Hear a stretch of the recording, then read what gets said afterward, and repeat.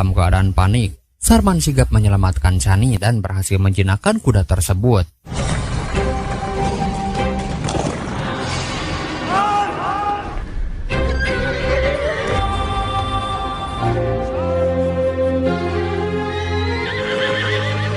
Pendeta pun berterima kasih atas keberaniannya. Sarman memperkenalkan diri sebagai petani dari desa Amri. Sejak saat itu pun tampak jelas benih-benih cinta mulai tumbuh di antara Chani dan Sarman. Sarman kemudian mengunjungi kuil dan bertanya kepada pendeta tentang hewan bertanduk satu yang sering muncul dalam mimpinya. Pendeta menjelaskan bahwa itu adalah kendaraan Dewi Sindu, dikenal sebagai unicorn, hewan suci yang kini hanya ada dalam legenda. Sarman menunjukkan simbol pemberian pamannya dan bertanya artinya.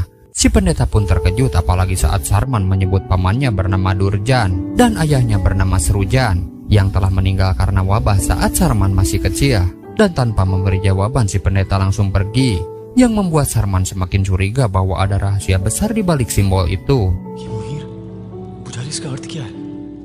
Belum sempat menemukan jawaban, utusan kerajaan mengumumkan bahwa pajak akan dinaikkan 2 kali lipat. Warga pun sangat kesal, untuk makan keluarganya pun tidak cukup.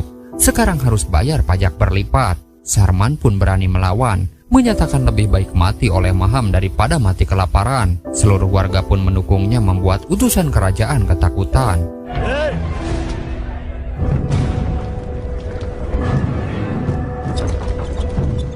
Kabar itu pun sampai ke telinga Maham. Dalam 20 tahun baru kali ini ada yang berani menentang peraturannya.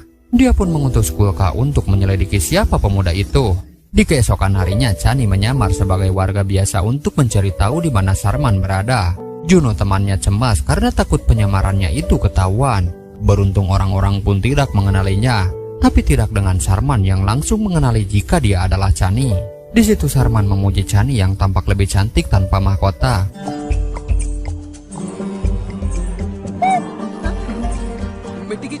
Mereka pun berjalan bersama dan cinta di antara keduanya pun mulai tumbuh. Namun kebersamaan mereka terlihat oleh Kulka, sehingga mereka segera kabur. Beruntung mereka berhasil lolos.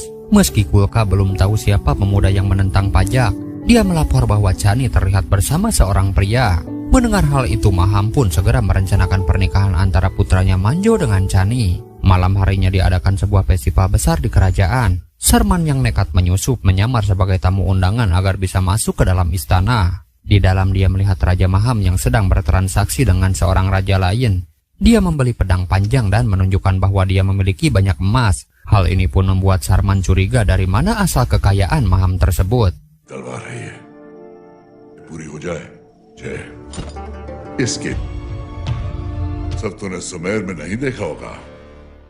Di tengah festival, pendeta kerajaan mengumumkan bahwa malam ini juga merupakan hari pertunangan antara putrinya Chani dan Manjo, putra raja. Di situ Manjo yang waspada sempat melihat sosok asing dari kejauhan dan segera memerintahkan Kulka untuk mencarinya. Tidak kehilangan akal, di situ Sarman menyamar sebagai penari. Di saat pertunjukan dimulai, para penari heran karena ada satu penari yang tidak dikenal. Untungnya Sarman mampu mengikuti gerakan mereka sehingga tidak ada yang curiga. Tetapi akhirnya Chani menyadari bahwa penari itu adalah Sarman.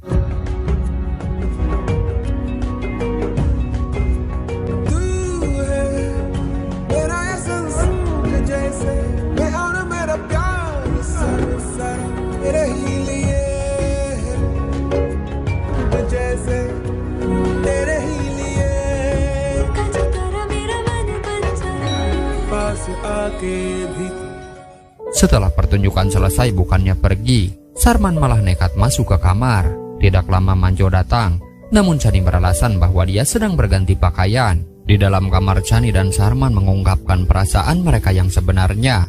Dan nyatanya mereka pun saling mencintai. Namun mereka tidak bisa bersama karena perjodohan dengan Manjo sudah ditentukan sejak lahir.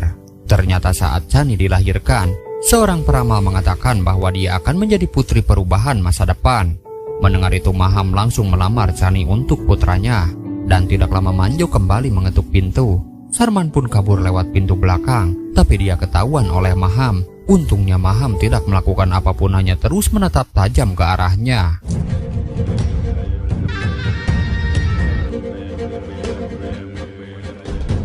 Segera setelah itu Maham dan Manjo pergi ke kuil.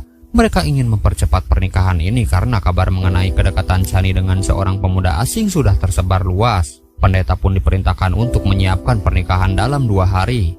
Dan singkat cerita, hari yang dinantikan pun tiba. Chani merasa tidak bisa berbuat banyak. Dia terjebak di dalam perjodohan yang tidak diinginkan. Ibu Manjo menyadari bahwa Chani tidak mencintai putranya. Dia sendiri pernah merasakan hal yang sama saat menikah dengan suaminya. Meski demikian, Ibu Manjo berharap pernikahan ini akan membawa perubahan dan dia percaya Chani bisa merubah kelakuan putranya. Sementara Maham berharap pernikahan ini akan menjadikan Manjo sebagai pemimpin baru. Sarman nekat kembali datang penuh kecewa karena Chani menerima pernikahan ini. Dia tahu bahwa Chani terpaksa menikah, namun dia menyadari bahwa ramalan itulah yang menjadi alasan Chani tidak bisa menolaknya. Sarman pun menjelaskan bahwa ini bukan soal ramalan, tapi keegoisan Maham yang memperalat Chani untuk kepentingan pribadi. Dia meminta Chani untuk tidak terbebani oleh ramalan tersebut dan meyakinkannya bahwa dia akan selalu ada untuknya. Namun Chani sekali lagi tidak bisa menolak. Jika Sarman merusak pernikahan ini, maka bukan hanya dirinya, tetapi juga ayahnya yang akan menanggung akibatnya. Maham tidak suka dengan penolakan dan siapapun yang menentangnya akan dibinasakan. Tiba-tiba Manjo datang dan menyerang Sarman dari belakang hingga terjadi perkelahian yang sengit.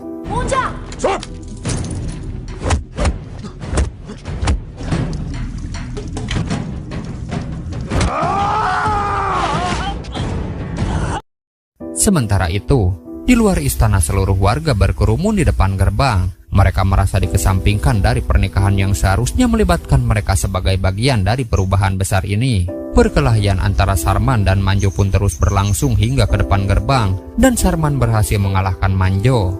Melihat putranya dikalahkan, Maham pun marah besar.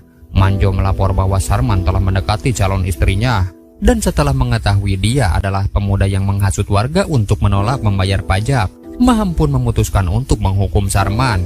Namun alih-alih menghabisinya, Maham memberi Sarman satu kesempatan untuk menjalani sebuah ujian tradisional yang dikenal dengan nama bakar jokar, dan Maham sangat yakin Sarman tidak akan sanggup melewati ujian ini. Dengan penuh keberanian, meski tidak tahu apa isi ujian itu, Sarman pun meminta satu permintaan. Jika dia berhasil melewati ujian tersebut, maka Chani harus dibebaskan dari perjodohan dengan Manjo. Sebagai Raja, Maham menyetujui permintaan itu, dan pertempuran belum berakhir. Semua mata pun kini tertuju pada ujian berat yang akan Sarman jalani.